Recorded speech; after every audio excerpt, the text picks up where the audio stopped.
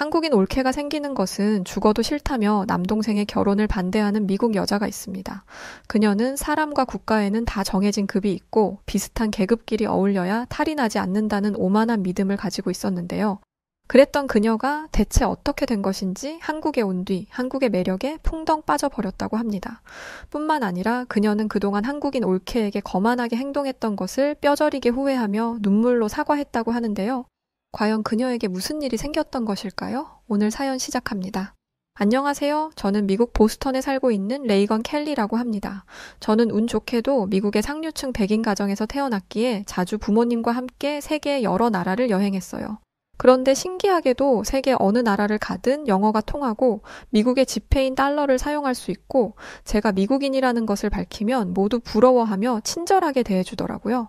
그런 성장 과정을 거치며 저는 우리나라 미국이 세계에서 제일 강하고 위대한 강대국이자 선진국이라고 확신하게 되었고 제가 그런 미국의 국민이라는 것이 더없이 자랑스러웠답니다. 동시에 언제부터인가 제 마음속에는 미국을 제외한 다른 나라들을 무시하는 마음이 생겨나기 시작했어요. 저와 같은 미국인이 아니면 가까이 지내고 싶은 생각조차 들지 않았죠. 저의 그런 생각은 제가 고등학교에 다닐 때 더 강해졌는데 그 이유는 제가 다니던 학교에 유학 온 외국인 친구들이 덜어 있었기 때문이었어요. 생각해보세요. 아직 어린 나이에 자기 나라를 떠나 왜 여기 미국까지 와서 공부를 하고 있겠어요? 그게 다 우리 미국이 세계를 선도하는 위대한 나라니까 그런 것 아니겠어요? 게다가 미국은 어느 한 분야만 뛰어난 것이 아니라 군사, 경제, 과학, 첨단 산업, 스포츠, 거기에 기초 학문 분야까지 모든 분야에서 전 세계 선두를 달리고 있죠. 그러니 유럽, 중국, 일본, 인도 등 세계 각국에서 미국에 공부를 하러 오는 게 어쩌면 너무나 당연한 일이고 그런 유학생들을 볼 때마다 저는 미국의 우월함을 확인할 수 있었죠. 그런데 그 중에서 유독 제 신경을 거슬리게 만드는 여자애가 하나 있었습니다. 그 여자애는 이혜리라는 한국인이었는데 반도체 회사에 다니는 걔네 아빠가 미국의 주재원으로 오게 되어 겸사겸사 가족 전부가 미국에 왔다고 했죠. 해리가 특이했던 점은 한국에 대한 자부심을 숨기지 않았다는 것인데 그 애는 늘 점심으로 한식 도시락을 싸왔고 휴대폰도 유명한 과일 로고가 그려진 미국 제품이 아닌 한국 회사 제품을 사용하더군요. 게다가 말끝마다 한국을 입에 올리며 한국에 살 때는 이러이러한 게 좋았는데 미국은 그런 것들이 안 돼서 아쉽다며 미국과 한국을 비교하기까지 했죠. 솔직히 제 입장에서는 해리의 그런 행동들이 좋아 보이지 않았어요. 세계 3위의 경제 대국인 일본에서 온 유학생들도 일단 미국에 발을 들인 이상 주류인 미국인들 사이에 섞이기 위해 백인들에게 굽신거리거든요. 그런데 해리는 학교에 다니는 내내 한국인이라는 자신의 정체성을 잃지 않았어요. 그리고 해리가 그럴수록 저는 해리를 무시했죠. 괜히 미국이 부러우니까 더 저러는 거겠지? 무슨 애가 자격지심이 저렇게 많대? 한국에서 왔다고 했지? 하여간 가까이 할 친구가 아니네. 저는 그렇게 생각하며 해리와는 철저하게 거리를 두었습니다. 같은 학교에 다니고 있을 뿐 어차피 해리와 저는 급이 맞지 않다고 여겼으니까요. 그렇게 시간이 지나 저는 고등학교를 졸업했고 그와 동시에 해리는 제 세상에서 사라지게 되었죠. 나중에 우연히 한 친구로부터 해리가 하버드 대학교에 다닌다는 것을 전해 들었을 뿐 그게 전부였어요. 시간이 흐르며 저는 해리에 대한 기억을 잊어갔답니다. 그러던 어느 날이었어요. 제 남동생 마이클이 갑자기 결혼할 여자를 집에 데려온다고 했고 바로 그날 저희 가족의 끔찍한 악몽이 시작되었답니다. 글쎄 마이클이 데려온 여자가 제 고등학교 동창 이혜리였던 거였어요. 해리와 눈이 마주친 순간 저는 정말 기절할 정도로 놀라서 그대로 심장이 멈춰버리는 줄만 알았어요. 그런 제 마음도 모르고 마이클은 뭐가 그렇게 좋은지 해리의 손을 잡고 실실 웃고 있더군요. 정말이지 기가 막힐 노릇이었죠. 마이클은 어릴 때부터 똑똑하고 믿음직스러운 녀석이었고 저는 그런 마이클이 제 동생이라는 것이 정말 행복했어요. 어떨 때는 부모님보다 마이클을 더 믿고 의지했을 정도로 동생은 제게 각별한 존재였죠. 그런 동생이 어느새 훌륭하게 자라서 미국 최고의 명문대인 하버드에 합격하고 미국 사회의 당당한 일원이 되었을 때 저는 그 누구보다 기뻤어요. 그런데 알고 보니 마이클은 바보 멍청이 헛똑똑이에 불과했던 것이었어요. 세상에 그 많은 나라, 그 많은 여자들 중에서 하필 고른 것이 한국 여자라니요? 저는 제 올케가 한국 여자가 될 것이라고는 정말이지 태어나서 단 한 번도 생각해 본 적이 없었습니다. 물론 저도 배울 만큼 배운 사람이고 한국이 아시아에서는 그래도 어느 정도 사는 나라라는 것은 알고 있어요. 그래도 여전히 한국은 미국과 비교 대상조차 되지 않는 나라인 게 사실이잖아요. 심지어 예전에는 한국 사람들이 미군이 버린 음식을 주워다 먹는 일도 있었다고 하던데 그런 나라 출신과 제 동생이 짝이 된다는 것은 정말 하늘이 두 쪽이 나도 받아들일 수 있는 일이 아니었어요. 저는 이 현실이 도무지 믿어지지가 않았고 이런 대형 사고를 친 마이클도 이해되지 않았죠. 그리고 그건 저희 부모님도 마찬가지였는데 마이클은 오히려 자신의 결혼을 반대하는 저희를 이해하지 못하더군요. 다 이해해요. 해리를 무조건 좋아해달라는 건 아니에요. 해리가 마음에 들지 않으실 수도 있죠. 하지만 해리를 환영하지 않는 이유가 해리의 성격이나 가치관, 학력이나 건강 같은 것이 아니라 단지 해리가 한국인이기 때문이라면 저는 납득할 수 없어요. 마이클이 그렇게 나오자 제 부모님은 왜 한국인 며느리가 꺼려지는지 구체적인 이유를 말씀해주기 시작하셨어요. 부모님은 예전부터 아메리칸 드림을 꿈꾸며 미국에 오는 한국인들을 많이 봐왔는데 그들은 하나같이 돈의 혈안이 된 모습이었다고 하셨어요. 그러면서 요즘도 보면 한국인들은 물질적인 가치를 그 무엇보다 중요하게 여기는 것 같던데 그런 환경에서 태어나고 자란 사람과 결혼해서 살다 보면 삶의 여유가 없어질 거라며 걱정하셨죠. 마이클은 가만히 부모님의 말씀을 듣고 있었고 이때가 기회라고 여긴 저는 결혼에 대한 제 가치관을 들어 동생을 설득해보기로 했어요. 마이클, 결혼은 평생을 함께 살아갈 배우자를 고르는 일이잖아. 그러려면 무엇보다 서로 비슷한 급의 사람을 만나는 게 중요하지 않겠니? 비슷한 환경에서 자란 사람들이 결국 비슷한 생각과 가치관을 갖게 되는 거니까 너랑 나는 세상에서 제일 좋은 1급 국가에 태어났어. 그러면 같은 1급 국가에서 배우자를 고르거나 적어도 2급 국가 출신을 만나야지 왜 한국 같은 3급 국가 출신과 엮이려고 하는 거니? 그러면서 저는 미국인과 한국인은 어울리지 않는다고 쐐기를 박았어요. 그런데도 마이클은 고집을 부리며 해리와 헤어지지 않더군요. 심지어 가족들과 의절하는 한이 있더라도 해리와 꼭 결혼하겠다는 엄포를 놓기까지 했죠. 결국 백기를 든 것은 저와 부모님이었고 얼마 후 마이클은 해리와 결혼식을 하게 되었습니다. 마이클은 해리와 미국에서 결혼식을 치르기로 했고 신혼여행 겸 해리의 친지들에게 인사를 하러 한국에 한 달 정도 머무르기로 했어요. 그런데 해리가 저희 가족에게 뜻밖의 제안을 하더군요. 그건 바로 이번에 함께 한국에 가보자는 것이었죠. 저희 가족은 처음에 해리의 제안을 거절했어요. 신혼여행에 눈치 없이 끼고 싶지도 않았고 굳이 한국 같은 3급 국가에 가고 싶지도 않았으니까요. 하지만 마이클과 해리의 설득은 계속되었고 얼마 못 가 결국 온 가족이 한국에 가기로 했죠. 겉으로는 화목한 가족 여행이었지만 속으로 저는 이런 생각도 했어요. 대체 왜 마이클이 이런 미찌는 결혼을 선택한 것인지 한국에 가서 내 두 눈으로 똑똑히 확인해 볼 거야. 만약에 하나라도 거슬리는 게 보이면 바로 꼬투리를 잡아버려야지. 그런 생각이 들자 한국에 가는 날이 기다려지기까지 하더군요. 그런데 가족끼리 여행 계획을 세우다 보니 한국에 바로 가지 말고 유럽에 들렀다가 가자는 의견이 나왔고 그렇게 저희는 이탈리아행 비행기에 몸을 실었답니다. 비행기 안에서 해리는 이탈리아에 처음 가보는 것이라며 설레는 마음을 감추지 못하더군요. 저는 속으로 그런 해리를 비웃었어요. 저는 이미 부모님과 함께 유럽을 몇 번이나 가보았는데 아직까지 한 번도 유럽을 경험해보지 못한 해리가 수준 떨어지고 촌스럽게 느껴졌거든요. 동시에 급 떨어지는 한국 여자를 만난 동생이 너무 불쌍했어요. 역시 사람은 끼리끼리 만나야 해. 아마 마이클은 얼마 못 가 이혼하게 될지도 모르겠다. 그렇게 생각하며 저는 속으로 혀를 찼죠. 나중에 동생이 자신의 어리석은 선택을 깨닫고 후회하는 순간이 오면 그러게 누나 말을 좀 잘 듣지 그랬니 하고 한껏 비웃어줘야겠다는 결심도 했고요. 그런 못된 생각을 하다 보니 어느새 비행기에서 내릴 시간이 되었고 별 생각 없이 내릴 준비를 하던 저는 잠시 후 평생 잊지 못할 충격적인 경험을 하게 되었답니다. 이탈리아 공항에서 입국 수속을 받으려고 할 때였어요. 때마침 휴가철이라 그런지 엄청 많은 사람들이 입국 심사 대기줄에 서 있었고 저희 가족은 줄에 제일 뒤로 가서 섰죠. 이곳을 빠져나가려면 대충 봐도 1시간은 넘게 걸릴 것 같아서 저는 절로 한숨이 나왔어요. 방금 긴 비행을 마친 터라 너무 피곤했거든요. 그때 예상치 못한 일이 벌어졌습니다. 이탈리아 공항의 직원이 저희에게 다가오더니 해리에게 혹시 한국인이냐고 묻는 게 아니겠어요? 그러더니 해리를 데리고 어딘가로 가기 시작했어요. 그 직원은 아무래도 해리의 몸수색을 하려는 것 같았죠. 그동안 해외여행을 수없이 많이 다녔지만 저희 가족에게 이런 일이 벌어진 것은 처음이라서 저는 너무 당황스러웠고 그때 제일 먼저 든 생각은 역시 해리는 열등한 한국인이니까 유럽 공항에서 저런 식으로 끌려가서 불시에 검문을 당하는구나. 해리 때문에 괜히 우리 가족까지 한데 묶여서 망신을 당하게 생겼네 였어요. 해리 혼자 무시당하는 거면 상관없는데 어쨌든 지금은 마이클과 부부가 되었으니 해리와 함께 우리 가족 전체가 급이 떨어지게 된 것 같아서 저는 몹시 불쾌했죠. 그런데 일이 이상하게 돌아가기 시작했습니다. 꼼짝없이 몸수색을 당할 줄 알았던 해리는 그런 곤욕을 치르기는커녕 특별 창구로 안내되더니 별다른 심사도 받지 않고 이곳을 프리패스로 빠져나가는 게 아니겠어요? 저는 깜짝 놀라서 이게 대체 어떻게 된 일인가 했죠. 알고 봤더니 한국인들은 한국 여권만 가지고 있으면 별도의 비자 없이 자유롭게 유럽에 입국할 수 있다고 하더라고요. 그뿐만 아니라 한국 여권은 신용도가 대단히 높아서 전 세계 대부분의 국가를 비자 없이 방문할 수 있고 지금처럼 빠르게 입국 수속을 받을 수 있게 해준다고 하더군요. 그 말을 들은 저는 도무지 이해가 되지 않았어요. 우리 미국인들도 아직 입국 수속을 받지 못해 대기 중인데 대체 한국이 뭐라고 그런 혜택을 받는 것인지 아무리 생각해도 알 수가 없었죠. 반면에 마이클은 뭐가 그렇게 좋은지 계속 싱글벙글 웃고 있더군요. 저는 그런 마이클이 괜히 얄미워서 피곤해서 정신이 이상해지기라도 한 거야. 왜 그렇게 실없이 웃고 있어?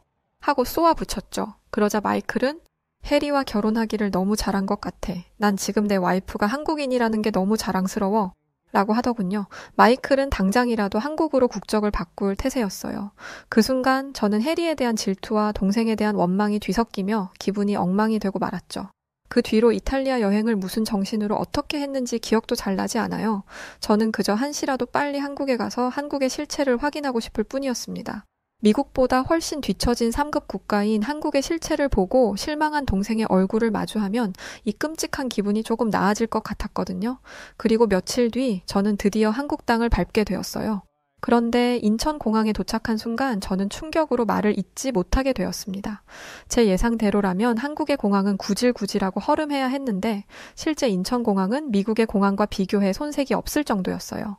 아니 오히려 더 뛰어나 보이기까지 했죠. 그중에서 제일 먼저 눈에 들어온 거는 공항의 청결을 로봇 청소기들이 관리하고 있다는 것이었어요. 값비싼 로봇 청소기가 이렇게 많이 운용되고 있다는 것도 놀라웠지만 불특정 다수가 있는 개방된 장소에 로봇 청소기를 그냥 두고 쓴다는 것도 신기한 일이었죠. 만약 여기가 미국이었다면 저런 고가의 장비들은 당장에 도난 당하고도 남았을 거예요. 그런데 인천공항에 있는 한국인들은 로봇 청소기에 관심조차 주지 않더군요. 한국인들이 로봇 청소기에 초연한 태도를 가질 수 있는 것은 다른 사람의 물건에 함부로 손대지 않을 만큼 도덕적 기준이 높거나 아니면 로봇 청소기 따위가 탐나지 않을 만큼 경제적 수준이 높거나 이렇게 둘 중에 하나로 밖에 설명되지 않는데 둘 중 뭐가 됐든 놀라운 일이 아닐 수 없었습니다. 뭔가 시작부터 제 생각과 다르게 일이 돌아가자 저는 긴장이 되며 손에 땀이 났고 잠시 화장실에 들르기로 했어요. 그런데 한국은 화장실도 특별하더군요. 세면대에는 손을 가져다 대면 자동으로 거품 비누가 나오는 기계가 설치되어 있었는데 이것을 보는 순간 한국에 대한 이미지가 확 바뀌더군요. 사실 자동 시스템 비누 자체는 그리 대단한 기술은 아니지만 이것이 설치되어 있다는 것은 사람들이 공공시설을 더 위생적이고 효율적으로 사용할 수 있도록 국가가 신경 쓰고 있다는 것이기 때문에 그 자체가 복지라는 생각이 들었거든요. 미국의 공중 화장실을 생각해보면 위생과 거리가 먼 것은 물론 안전관리조차 잘 되지 않아서 범죄 현장으로 쓰이는 경우도 많아요. 그에 반해 청결한 공중 화장실을 당연하다는 듯 사용하는 한국인들을 보면서 저는 이루 말할 수 없는 부러움을 느껴야 했습니다. 그렇게 씁쓸한 기분을 느끼며 저는 공항을 빠져나왔죠. 해리는 여기서 공항버스를 타면 예약해둔 호텔로 한 번에 갈 수 있다며 버스를 타자고 제안했어요. 부모님은 버스를 타고 가면 창밖으로 서울 시내도 구경해볼 수 있을 테니 좋다고 하셨고 그렇게 저희는 공항버스에 올라타게 되었죠. 한국 버스에 대한 첫인상은 미국 버스와 비슷한 애였어요. 그런데 잠시 후 저는 놀라운 광경을 목격하게 되었답니다.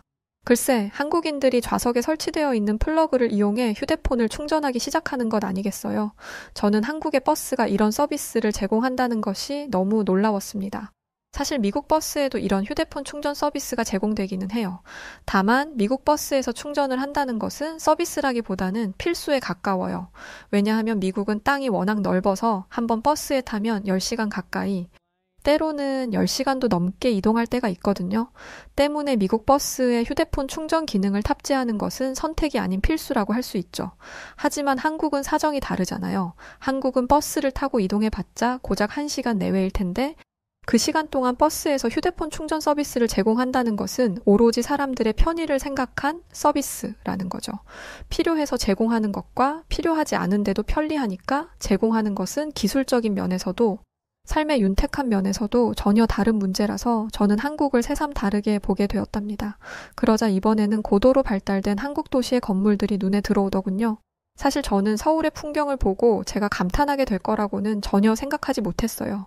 왜냐하면 저는 여태까지 전 세계의 뛰어난 선진국들을 많이 봐왔고 그렇기에 서울 정도는 눈에 차지도 않을 거라고 생각했거든요. 그런데 서울은 최첨단 도시와 한강이 한 폭의 그림 같이 어우러지며 특유의 매력을 발산하더군요. 마침 그때는 노을이 지던 시간이었는데 붉게 물들어가는 한강과 그 위를 유유히 지나가는 지하철, 그 너머의 고층 빌딩들까지 그 모든 것들이 뭐라 말로 다 설명할 수 없는 아름다움을 만들어내고 있었어요. 옆자리를 바라보니 제 부모님들도 입을 다물지 못한 채 서울의 아름다운 풍경을 바라보고 계시더군요. 그렇게 저와 부모님은 살면서 여태까지 몰랐던 한국의 매력에 빠져들기 시작했죠. 서울의 호텔에서 하룻밤을 푹 쉰 뒤 해리는 저희에게 기차를 타고 전주라는 곳에 가자고 했어요. 거기는 맛있는 음식들과 한옥 마을로 유명한 도시라면서 한국 관광을 시작하기에 그만한 곳이 없다면서 말이죠. 저희 가족은 모두 해리의 의견에 동의했고 잠시 후 전주행 기차를 타러 서울역으로 가게 되었답니다. 호텔에서 서울역으로 이동하면서 저는 많은 한국인들을 마주쳤는데 그 중에서도 한국의 노인들이 굉장히 인상적이었어요. 한국의 노인들은 모두 손에 최신 스마트폰을 들고 다니며 굉장히 능숙하게 그것을 사용하고 있었는데 제 눈에는 그 광경이 무척이나 신기해 보였답니다. 왜냐하면 미국 노인들의 생활은 저렇게 스마트하지 않거든요. 특히 미국의 남부 지역에 사는 노인들은 첨단 기기를 거의 사용할 줄 모른다고 봐도 될 정도예요. 게다가 한국에는 이미 대부분의 가게에 키오스크로 주문을 하는 시스템이 도입되어 있는데 한국의 노인들은 이런 환경에 상당히 익숙한 것처럼 보이더군요. 간혹가다 키오스크를 사용하는 것에 어려움을 느끼는 노인도 있었는데 그럴 때는 직원이 잽싸게 나와서 안내를 하거나 근처에 있던 젊은 한국인들이 친절하게 도움을 주더군요. 그 모습을 보면서 저는 한국 사회가 이렇게 빨리 첨단 시스템을 도입하고 디지털화될 수 있었던 이유 두 가지를 찾아냈습니다. 하나는 한국인들 자체가 똑똑해서 어떤 최신 기계가 나오든 빠르게 사용법을 습득한다는 것이었고 다른 하나는 나만 앞서가는 것이 아닌 뒤처진 이들까지도 챙길 줄 아는 상냥함을 갖춘 것이었죠. 그 순간 저는 동생이 해리에게 빠져든 이유를 깨닫게 되었어요. 아마 제 동생은 해리에게서 한국인 특유의 미친 매력을 발견했던 것이겠죠. 그런 것도 모르고 한국이 고작 3급 국가일 뿐이라고 무시했던 저는 제가 가지고 있던 생각들이 얼마나 잘못된 것이었는지 비로소 깨닫기 시작했습니다. 그렇게 저는 반성하는 마음을 안고 전주행 KTX에 탑승했죠. 그리고 그 안에서 저는 다시 한번 깜짝 놀라게 되었어요. KTX 객실 내부 환경이 청결하고 쾌적했음은 물론 한국인 승객 그 누구도 소란을 피우거나 불쾌한 행동을 하지 않았거든요. 객실 내부에는 불황자가 있기는커녕 깔끔하고 고급스러운 옷을 입은 한국인들이 매너를 지키며 조용히 자리에 앉아 있을 뿐이었어요. 언제나 소란스럽고 범죄가 빈번하게 발생하는 미국의 지하철을 생각해보면 한국의 KTX는 천국과도 같은 곳이었죠. 미국은 지하철 안에 노숙자가 탑승하거나 소매치기와 같은 범죄가 자주 일어나기도 해서 외국인 관광객들에게 지하철을 이용하라고 잘 추천하지 않아요. 외국인들이 미국의 지하철 실태를 봤다가는 국격이 떨어지고 말 테니까요. 반면에 한국의 KTX를 비롯한 버스, 지하철은 한국인들의 선진 시민 의식을 대변하듯 깨끗하고 안전해서 한국의 대중교통을 한 번이라도 이용해본 외국인들은 감탄에 감탄을 거듭하게 되죠. 게다가 이런 평판들이 모여서 한 국가의 이미지를 만들어내는 것이기에 한국의 미래는 앞으로도 밝다고 할 수 있겠죠. 잠시 후 전주역에 도착한 저희들은 우선 식사를 하러 가기로 했어요. 해리는 이곳에서 제일 유명한 음식은 전주 비빔밥과 갈비라고 했고 저희 가족은 군침을 삼키며 얼른 식당에 들어가자고 했죠. 그렇게 한껏 기대를 하고 들어간 한국의 식당은 제 기대를 아득하게 뛰어넘고도 남을 만큼 멋진 곳이었습니다. 우선 한국 음식이 맛있는 것이야 두말하면 입만 아프고 한국 식당이 갖추고 있는 최첨단 시스템 역시 저를 깜짝 놀라게 만들었어요. 먼저 한국 식당은 테이블마다 작은 태블릿 PC를 설치해두고 그것을 이용해 손님이 앉은 자리에서 주문부터 결제까지 모든 것을 할 수 있도록 해두었더군요. 고가의 기계인 태블릿 PC를 테이블마다 설치했다는 자체만으로도 놀라서 기절할 만한 일인데 이렇게 편리한 시스템까지 도입했다니 정말 눈으로 보면서도 믿기지가 않았죠. 놀라움은 여기서 끝이 아니었어요. 주문한 음식을 누가 가져다 줬는지 아세요? 바로 서빙 로봇이었어요. 저희가 주문한 음식을 가지고 온 로봇을 보는 순간 저는 너무 충격을 받아서 여기는 설마 무슨 SF 영화에 나오는 미래도시인가? 심각한 고민에 빠질 정도였죠. 주변을 둘러보니 놀란 것은 저희 미국인 가족들 뿐, 한국인들은 편안한 얼굴로 식사를 하고 있었어요. 그들에게는 이런 상황이 너무나 익숙했던 거죠. 만약 한국인들이 아직도 현금으로 결제를 하고 키오스크 같은 것은 있지도 않고 주문은 팁을 받는 웨이터에게 해야 하는 미국 식당을 가면 어떤 생각을 하게 될까요? 아마 엄청나게 촌스럽다고 생각하겠죠? 그런 생각이 들자 저는 괜히 부끄럽고 여태까지 미국이 세계 최고라며 자신 있게 떠들던 제가 너무 한심하게 느껴졌어요. 그렇게 식사를 마치고 이제 한옥 마을 구경을 하려 했는데 엉망인 기분으로 식사를 한 탓인지 갑자기 배가 아파오기 시작했습니다. 식은땀이 나고 창자가 꼬이는 느낌이 드는 게 아무래도 단단히 탈이 난 것 같았죠. 해리는 점점 창백해지는 제 얼굴을 보더니 당장 병원에 가자고 하더군요. 저는 말도 안 되는 소리 하지 말라며 그냥 근처 약국에서 소화제나 사다 달라고 했어요. 왜냐하면 미국에서는 지금 아프다고 해서 당장 병원에 갈 수 없거든요. 병원에 가려면 적어도 2주 전에 미리 예약을 해야 하고 아무리 아파도 그 예약된 날짜에만 진료를 받을 수 있어요. 그런 의료 시스템 아래에서 평생을 살아온 저에게 당장 병원에 가자니 당연히 믿지 않았죠. 그런데 해리는 자기를 믿으라며 빨리 병원에 가자고 자꾸만 재촉했어요. 결국 저는 긴가민가하며 해리를 따라 나설 수밖에 없었죠. 그리고 잠시 후 기적이 일어났습니다. 해리가 대체 무슨 마법을 부린 것인지 저는 30분 만에 빠르게 의사의 진료를 받을 수 있었죠. 처방전을 받고 약 조제까지 걸린 시간을 다 합해봐야 1시간도 걸리지 않았습니다. 저는 대체 이런 일이 어떻게 가능한 것인지, 혹시 저 의사에게 빨리 진료해달라고 뇌물이라도 준 것인지 해리에게 물었어요. 그러자 해리는 절대 아니라며 그냥 한국의 의료 시스템은 원래 이렇게 신속하고 편리하게 이용할 수 있다고 하더군요.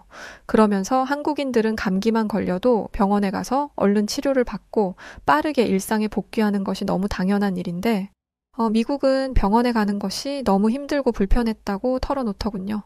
예전에 미국과 한국을 비교하는 해리를 보면 감히 주제도 모르고 비교질을 한다며 해리를 무시했었는데 정말 주제를 몰랐던 것은 저였어요. 지금 저에게 너 한국에서 살래? 아니면 미국에서 살래? 라고 누군가 묻는다면 저 역시 한국이라고 대답할 것 같거든요. 그 순간 저는 눈물을 흘리며 예전에 너와 한국을 무시해서 미안했다고 진심을 담아 해리에게 사과했습니다. 그러자 해리는 제 손을 꼭 잡아주며 이제 우리는 가족이니까 그런 말 하지 마라고 오히려 저를 위로해 주더군요. 역시나 대인배의 면모가 있는 한국인답게 해리는 저를 통 크게 용서해 주었고 그렇게 저희는 진짜 가족이 되어가기 시작했죠. 다음 날 아침, 저는 해리와 화해한 기념으로 단둘이 한옥마을을 구경하기로 했어요. 어제 의사 선생님이 처방해주신 약이 효과가 있었는지 컨디션도 많이 좋아졌고 아름다운 한옥도 마음에 들고 이래저래 기분이 좋았던 저는 거침없이 한옥마을을 누비고 다녔습니다. 그런데 너무 지나치게 신이 났던 걸까요? 순간 제 구두에 이상한 느낌이 들어서 확인해보니 구두 굽이 완전히 망가져 있었어요. 여기는 관광지 한복판이라서 당장 새 신발을 살 수도 없었고 무엇보다 이 구두는 제가 정말 아끼는 것이기 때문에 저는 이 상황이 너무 당황스럽고 속상했습니다. 그때 해리가 휴대폰으로 잠시 뭔가를 검색해 보더니 여기서 5분만 걸어가면 구두를 고칠 수 있다고 하는 게 아니겠어요? 쉽게 믿기 어려운 말이었지만 여태까지 한국은 저에게 놀라운 기적을 여러 번 보여줬으니 저는 이번에도 해리의 말을 믿어보기로 했죠. 그렇게 저는 해리의 부축을 받으며 걷기 시작했고 잠시 후 우리는 길 위에 놓인 작은 컨테이너 박스 같은 곳에 도착했어요. 해리는 여기가 바로 구두를 고쳐주는 곳이라고 하더군요. 저는 얘가 지금 장난을 치나 싶었는데 해리가 그 컨테이너 박스의 문을 연 순간 눈앞에 펼쳐진 상황에 저는 깜짝 놀라지 않을 수 없었습니다. 그 안에는 진짜로 어떤 아저씨가 연장을 들고 구두를 고치고 있었어요. 해리는 이런 상황이 익숙한 듯 아저씨에게 다가가 저의 구두 수선을 의뢰했죠. 그런데 그 아저씨의 입에서는 충격적인 말이 나오기 시작했어요. 지금 주문이 밀려서 아가씨 구두굽 수선하려면 시간이 조금 걸릴 거예요. 해리를 통해 그 말을 전달받은 저는 크게 실망했죠. 시간이 걸린다고 했으니 저는 아마 적어도 며칠은 걸리겠다고 예상했어요. 그런데 이어지는 아저씨의 말은 충격을 넘어 경악 그 자체였습니다. 글쎄 그 아저씨가 뭐라고 한 줄 아세요? 먼저 주문 들어온 것들 마무리하고 작업 들어가면 30분 정도 걸릴 것 같은데 괜찮아요? 저는 너무 놀라 벙찐 상태로 좋다고 했고 아저씨는 능숙하게 장인의 손길로 마저 작업을 이어가기 시작했어요. 멍하니 작업하는 아저씨를 바라보던 저는 해리에게 이런 작은 구두 수선 가게가 한국에 많이 있는지 물어보았죠. 그러자 해리는 한국에는 전국적으로 이런 가게들이 활성화되어 있어서 한국 사람들은 길을 가다가 구두 굽이 망가져도 쉽고 빠르고 저렴하게 수선할 수 있다고 하더군요. 게다가 더 놀라운 것은 이런 가게를 운영하는 아저씨들은 구두 굽만 고칠 수 있는 것이 아니라 열쇠를 만드는 기술도 가지고 있다고 했어요. 저는 이런 뛰어난 기술을 가진 장인들이 동네마다 포진되어 있고 한국인들은 그들이 제공하는 놀라운 서비스를 일상적으로 누리고 살아간다는 사실에 경악하지 않을 수 없었습니다. 미국에서는 웃돈을 얹어줘도 당장 해결할 수 없는 문제를 한국에서는 너무나 저렴한 비용으로 편리하고 빠르게 처리할 수 있다니. 이렇게 살기 편하고 좋은 나라가 세상에 또 있을까요? 저는 정말이지 모든 면에서 한국이 압도적인 선진국이라는 것을 인정하지 않을 수 없었죠. 그렇게 제가 커다란 깨달음을 얻는 사이 어느덧 30분이 지났고 제 발에는 멀끔하게 고쳐진 구두가 신겨져 있었어요. 한국인의 손길에 닿아 고쳐진 구두처럼 제 인생의 가치관 역시 한국을 만난 뒤 많은 변화를 겪게 되었는데요. 우선 저는 한국에 완전히 반해버렸어요. 어쩌면 제 동생에 이어 저까지도 한국인과 결혼할지도 모를 만큼, 그래서 한국에서 평생 살아가고 싶을 만큼 말이죠. 그리고 한국을 사랑하게 될수록 저는 제대로 잘 알지도 못하면서 한국을 무시했던 제 과거를 뼈저리게 후회하고 반성하고 있답니다. 혹시 예전에 저처럼 한국에 대해 잘못된 편견을 가지고 있는 분들이 있다면 저와 같은 실수를 하지 마시고 한국에 꼭 한번 방문해 볼 것을 추천드려요. 아마 한국에 도착한 지 30초 만에 한국에 대한 오해가 깨짐은 물론 한국과 사랑에 빠지게 될 것이라고 저는 확신한답니다. 그만큼 한국은 우수하고 매력적인 나라니까요. 실제로 눈으로 보거나 경험하지 않은 채 인터넷이나 미디어에 나오는 경제 순위, 지표 이런 것들로 그 나라를 평가해서는 안 된다는 생각도 갖게 되었답니다. 적어도 제가 보고 경험한 한국은 3급이 아니라 1급 수준이었으니까요. 저를 시작으로 앞으로도 전 세계의 한국의 위상이 드높아지기를 바라며 이만 제 이야기를 마치겠습니다. 여러분 행복한 하루 보내세요. 자, 오늘 사연은 여기까지입니다. 사연을 읽다가 나라를 이렇게 급으로도 나누는구나 라는 걸 오늘 처음 알았어요. 근데 한국을 그렇게 낮게 평가한다는 것도 참 충격적이었네요. 한국을 본 뒤 오해를 푸셨다니 다행이고요. 사연 보내주셔서 감사합니다. 그럼 오늘 사연 어떻게 들으셨나요? 오늘 사연이 재미있으셨다면 구독, 좋아요, 알림 설정 부탁드리고요. 지금까지 저는 사연을 읽어드리는 여우튜브 송은지였습니다. 더 좋은 사연으로 찾아뵐게요. 영상 끝까지 시청해주셔서 감사합니다. 그럼 우리 구독자분들 모두 고맙고 늘 사랑합니다. 당신만의